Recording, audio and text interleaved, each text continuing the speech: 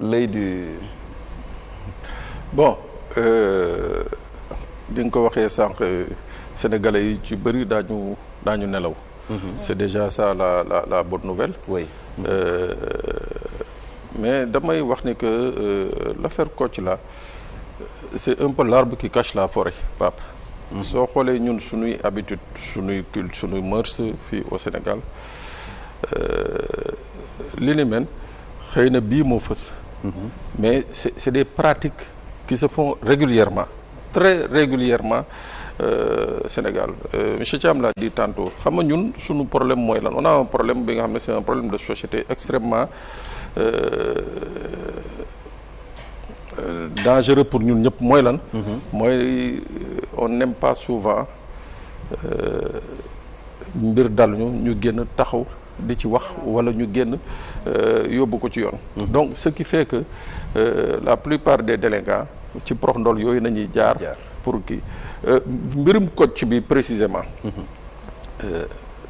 jàpp naa ni que les premières plaintes les deux premières plaintes yi nga xam ne mos naa ko dégg ci moom je crois c'était en 2017. 2017 ok 2017 ñiy wax mbiram et tout ba tey jii 2025 division cybersécurité jàpp ko c'est quand même une opération bi nga xam ne à succès. À succès dans la mesure où man sama première question maa ngi koy wax ci suba mooy comment ça se fait que cybersécurité bii fi nekk moo fi nekkoon 2017 ak léegi pourquoi boobu ak léegi mënuñu woon jàpp Kocc bu dee mooy Kocc ñi fi jot a jaar ñëpp bu dee lan moo taxoon mënuñu ko jàpp muy benn. deuxième question bi mooy boobu ak léegi il y a beaucoup d'infractions liées à la cybercriminalité yi nga xam ne amoon nañ fi. may fàttali ni que fii nañ fi jàpp le président de Pastef Ousmane Sonko fële ca Kaffrine à la minute qui suit alors qu'il était sous la protection des gendarmes à la minute qui suit ñu gis ces données personnelles des objets relevant de ces données ñu rendre ko public muy photom muy fañ ko téye woon ci biir oto bi passeport am pistolet am yeneen ak yeneen loolu ba tey jii les on a kenn waxatu ci dara. kenn waxatu ci dara. y a eu moult plaintes de citoyens yi nga xam ne ñenn ñi ci wàllu sextorsion la ñenn ñi ci wàllu cyberharcèlement.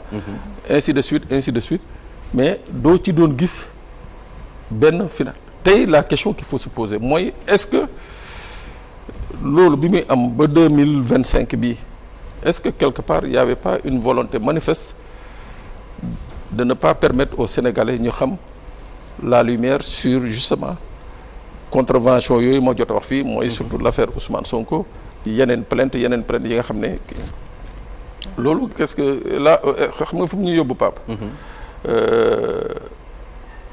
mooy que ñun Sénégal il nous suffit juste de volonté.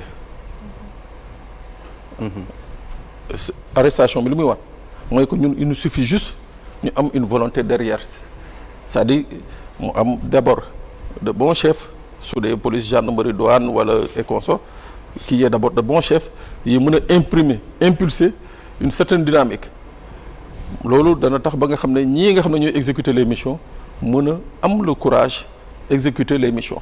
Je ne dis pas que auparavant les chefs qui étaient là n'avaient pas le courage d'impulser benn dynamique à leur chef mais li leer ba leer mooy que c'est la même division amul changement sauf hommes yi rek ñoo fa changé. C'est juste les chefs de service qui ont changé.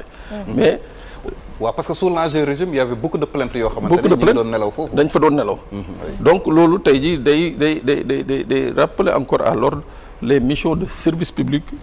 mais est-ce que nekkul ne tamit commissaire bu bees bi ñu fa teg moo gën a xarañ ña fa jiitu woon puisque ñooñu presque moom résultat yi mu def ni en si peu de temps ña ko fa jiitu woon pendant des années également defuñu lu mel noonu. bon xarañ je ne dirais pas parce que xam nga commissaire loo xarañ si tu n'as pas une bonne équipe d'enquêteurs mënoo liggéey. waaw mun nga xarañ mun nga jinne ba kii mais si tu n'as pas une bonne équipe d'enquêteurs à côté c'est sûr et certain. C'est un coordonnateur. waaw moom da ngay coordonner rek. Ouais. Si tu n'as pas une bonne équipe d'enquêteurs il n'est pas évident que da nga réussir. Mais man je parle plutôt de la volonté de la hiérarchie. ok. xaw ma ndax comprendre nga un peu. oui. C'est-à-dire la hiérarchie par exemple tey jii le directeur général de la police daal di décider ne bon yow Pape Ndiaye yow mii ma dénk cybersécurité on a telle affaire en latence ici. li ma la jox pour mission mooy que je veux que ces affaires-là dans un délai de 6 mois ou 1 an soient vidées. Le patron de la gendarmerie dafee ko noonu avec les services yi nga xam ne ñoo nekk sous ses responsabilités le directeur de la douane dafee ko noonu. En fait loolu laay wax quoi c'est-à-dire boobu les hommes boobaa dañuy xam ne que derrière. ils ont une hiérarchie qui les couvre qui les protège et qui les incite à travailler. Donc man foofu laa ci cadre boobu laa dugal. l'affaire Kocc mais benn affaire bi foofu laay jeexalee Pape. mooy Thioro mu ngi koy junj sànq c'est-à-dire que on peut pas arrêter Kocc et imaginer un seul moment que lii moom dong moo ko def. Ce n'est pas possible. Ce n'est pas du tout possible waaw. donc y a pas un seul Kocc. non déet c'est-à-dire c'est une chaîne d'abord mooy ñii nga xam ne ñoom ñooy susciter la création la collecte de ces données. Parce que y a toute une mafia derrière d'habitude affaire yi nu muy demee mooy lan mooy da ngay am groupe xale yu jigéen.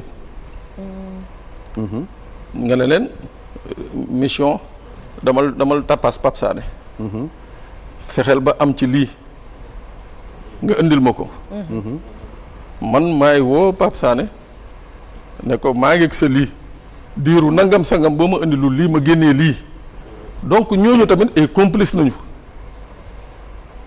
xale yu jigéen yooyu. waaw ay complice nañu mu am ci ñi nga xam ne ñoom dañuy yore ay appartement meublé bu ci nekk ñu def ci ay caméra waaw boole leen ay xale yu jigéen su ñu amee seen waaye du ma wax seen client bu ñu amee seen waaye bañ ko yóbbu foofu it mu am possibilité de collecte de données.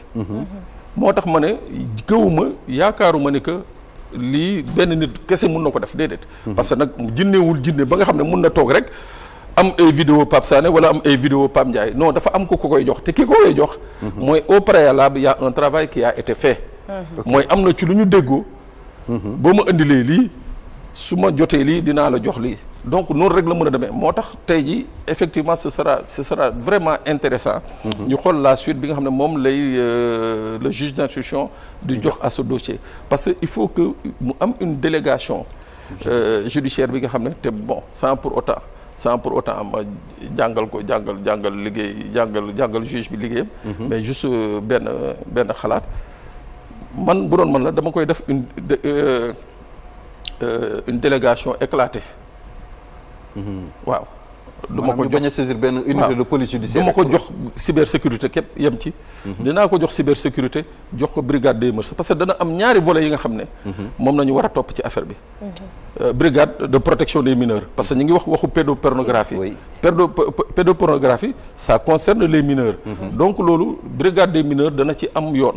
leneen li nga xam ne nag mooy collecte des données yeeg vidéo yeeg extorsion de fonds yeeg yooyu cybersécurité mun na ko gérer et je suis sûr et certain que bu ñu defee cette délégation éclatée on peut dans un court terme avoir des résultats qui vont quand même étonner qui vont surprendre les Sénégalais. waaw en tout cas alerte bi nga ci joxe moo ci gën a kii rek maanaam bu ñu dormee sur nos lauriers jàpp nañ kii rek. yëf yi jeex na c'est tout un réseau kenn comme koo ci éliminer rek ñeneen ñi dañuy jël le relais di continuer les mêmes pratiques. et puis li ci gën a yéeme par exemple par rapport à la sécurisation des données yi nga xam ne police teg na ci loxoom. yooyu moom mun nañu suñu xel mën na dal ne ko du génn. mais est-ce que données yooyu kese moo existé parce que dans la plupart des cas genre nit ñooñu bu ñuy def dañuy louer ay serveurs ci yeneen dëkk. waaw duñ ko nangu jël seen données rek bàyyi ko ci benn serveur fii dañ koy tas ci ay serveurs. waaw la ñuy wax ay cloud dañuy louer ay cloud bitim réew dugal ko fa waaw tey su dee am na ay complices peut-être que ñooñu en guise de représailles mën nañu génnee données yooyu donc foofu encore. C'est un aspect bi nga xam ne qu'il faut beaucoup prendre en compte moo tax l'instruction dana permettre waa ji bu dee moom la effectivement mooy Kocc et tout présume laa wax que moom la. waaw parce que bu ñu fekkee mu nekk administrateur wala ñu jàpp enquêteurs yi jàpp ne que c'est lui l'administrateur de 2 sites porno yi nga xam ne sénégalais yi dañ ko doon dénoncer di ko décrier ba jël le contrôle de ces sites porno. Donc ça veut dire que quelque part am na ci une responsabilité. bu dul cerveau yi xam na cerveau. Voilà. parce en tout cas c'est une affaire qui surtout suscite beaucoup de passion. waaw non seulement ñu nangu sites yooyu. mais jaaree ko ci ay li nga xam ne moom mooy mot de passe. ak yeneen yoo xam ne ni ñoom am nañ ci accès. te fi ñu ci gën a amee accès bokk na ci bi ñu saisiré ordinateur ki nga xam ne moom moo di Kocc. kon comme ñii wax naan moom laam du moom mooy koccam du Kocc yaakaar naa ne comme ni ko Pape waxee léegi rek. jàpp nañu ne moom mooy serveur bi c'est lui Kocc mais comme ni ñu ko waxee mën na nekk tey jii nit ñoo xam ne tas ci àdduna kii ne fii kii ne fii maanaam réseau boo xam ne ay fukki nit mën nañ ci ne ku ne tuddee sa bopp Kocc. ku ne tuddee sa bopp Kocc waaw. comme Pape Sané mais li mu wax nii. du affaire du Kocc kese de parce que Kocc dëgg naa waayu aay la nag.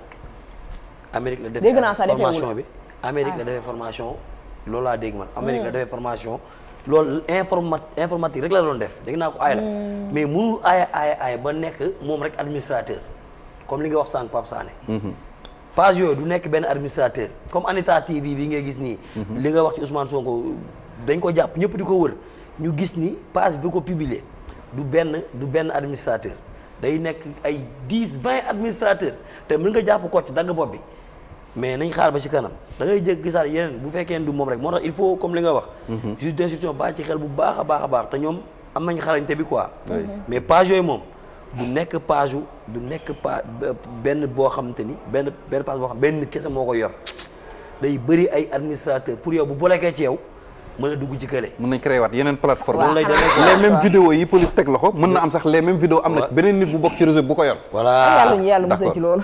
jar a bàyyi xel. léegi xëy na damay résumé rek. oui waaw.